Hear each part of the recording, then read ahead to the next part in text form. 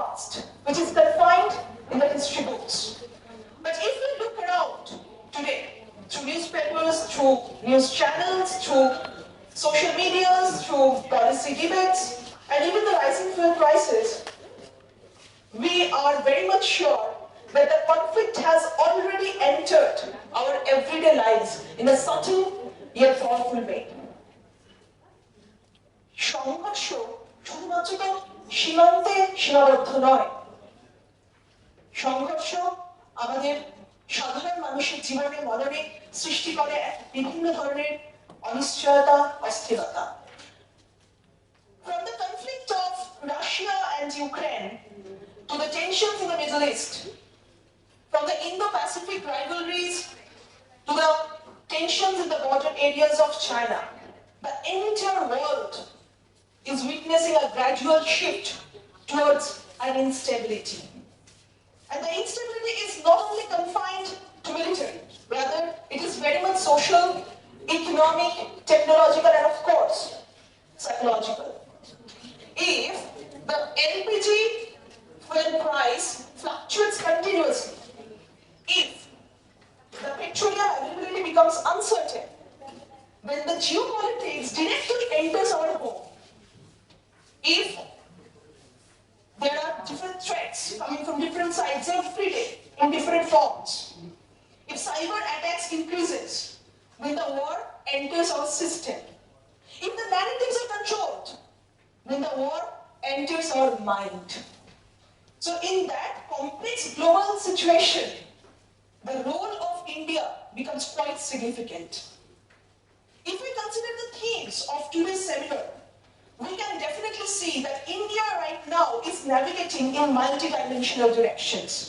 From its non-alignment in this multipolar world, from its involvement in BRICS, for its balancing role between the global power blocks, India is always unique. And we have to be sure about that.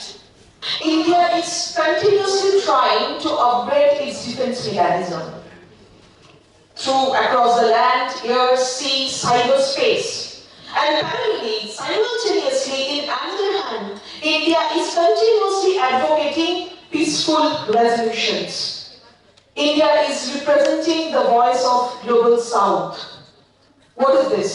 Is this a kind of contradiction? Rather, it is very carefully crafted strategy.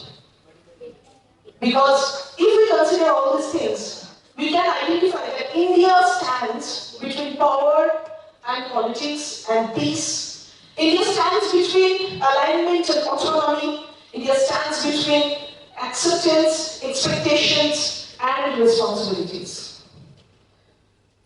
If we ignore all these strategies, we can't ignore one deep question. Are we really proceeding, going towards the inevitable war? Or is there any chance to reshape our future? Not for us, but for our future generations. If World War happens, if World War III really happens, then it will not only directly impact the global political situation, the geopolitics, rather, it directly impacts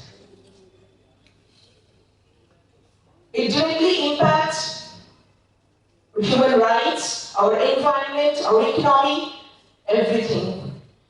And a nation like India will be looked upon not only for its strength, but for its diversified decisions.